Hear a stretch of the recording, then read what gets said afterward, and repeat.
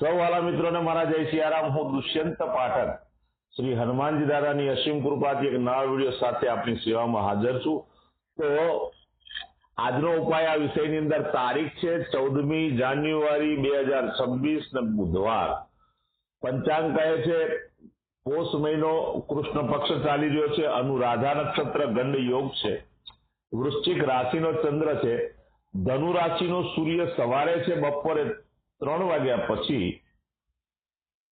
મકર રાશિની અંદર સૂર્યનો પ્રવેશ થશે, એટલે આજના દિવસને મકર સંક્રાંતિ કહેવાય છે। અશુભ સમયની જો વાત કરું તો યમઘંટ સવારે 8:33 થી 9:54 સુધી છે અને રાહુકાળ બપોરે 12:36 થી 1:57 સુધી છે। આ બંને અશુભ સમય કહેવાય। અશુભ સમયની અંદર કોઈ પણ પ્રકારનું શુભ કાર્ય શુભ યાત્રા ન થાય।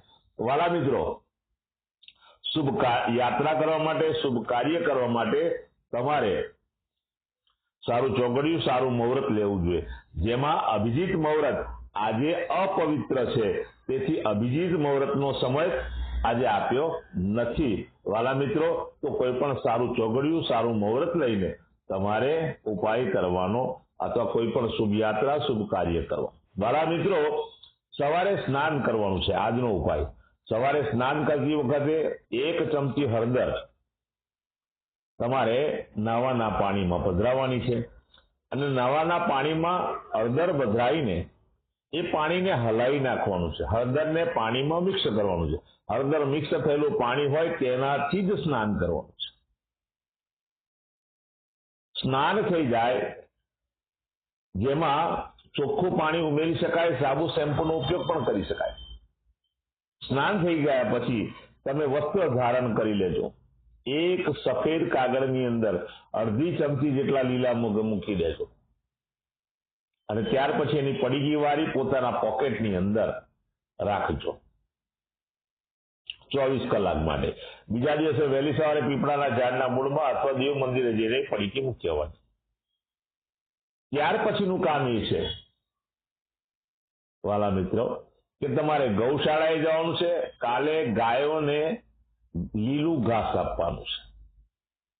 ત્યાર પછી બીજું કાર્ય એ છે કે તમારે ગણપતિ દાદાના મંદિરે જવાનું, દરો અને ગોળ શ્રી ગણપતિ દાદાને અર્પણ કરવાનું છે। આ કાર્ય પતી જાય તો સંધ્યાકાળે પશ્ચિમ દિશા તરફનું મુખ રાખી એક હનુમાન ચાલીસા અને કાગભૂષણની રામાયણજીનો પાઠ શ્રી હનુમાનજી દાદાને અર્પણ કરવાનો અને રાત્રે સૂતા પહેલા પોતાની જ પથારીમાં બેસવાનું પલાઠી વાળીને તમારે અને ઓમ કૃષ્ણાય વાસુદેવાય હરે પરમાત્મને પ્रणत ક્લેશનાશાય ગોવિંદાય નમઃ આ મંત્ર તમારે બોલી જવાનો છે। યથાશક્તિ જપવાનો છે। તો આ તો આજનો ઉપાય। વાલા મિત્રો, જે મારા વાલા મિત્રો જન્મદિવસ 14મી જાન્યુઆરી 2026 અને બુધવારના દિવસે છે, તેવા બધા જ વાલા મિત્રોને સૌ પ્રથમ તો જન્મદિવસની શુભકામના। શ્રી હનુમાનજી દાદા આપનું રક્ષણ કરે, આપની મનોકામના પૂર્ણ કરે। ઉપાયના રૂપમાં મેં કહ્યું તે પ્રમાણે સ્નાન કરવાનું, મેં કહ્યું તે પ્રમાણે ગાયોને ઘાસનું દાન પણ આપવાનું અને મેં કહ્યું તે પ્રમાણે ગણપતિ દાદાને દરોને ગોળ અર્પણ કરવાનું। પણ એ સિવાય વિશેષ લાભ એ છે, વિશેષ ઉપાય એ કરવાનો છે કે કાલે તમારે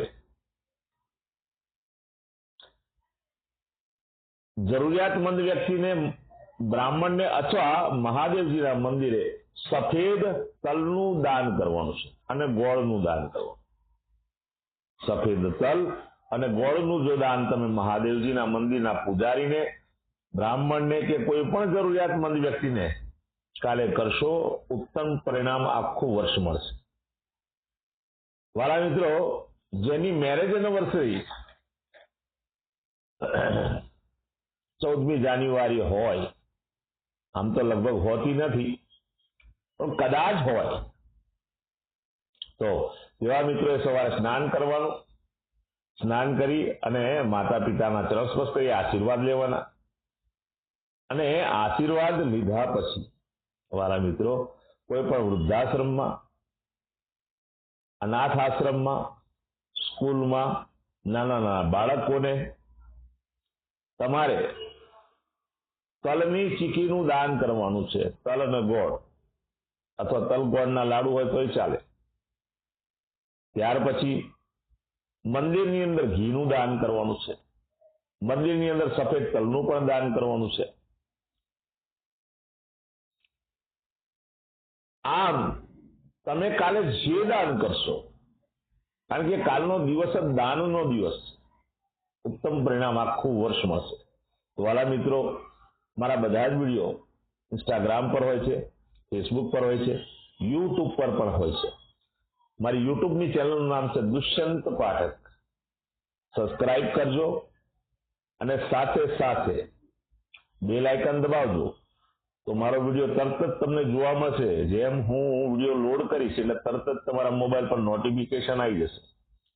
મારું ઇન્સ્ટાગ્રામનું પેજ અને ફેસબુકનું પેજ એને પણ તમે ફોલો કરજો, સાથે સાથે લાઈક પણ કરજો અને મારા બધા જ વિડીયોને તમે શેર કરજો. શેર કરશો તો કોઈ જરૂરિયાતમંદ સુધી એ વિડીયો પહોંચી જશે. વાલા મિત્રો, કર ભલા તો હો ભલા. આ પ્રયોગ એવો નથી કે એક દિવસમાં તમે કરશો તૈયારી 24 કલાકમાં રિઝલ્ટ આવશે. નહીં આવે.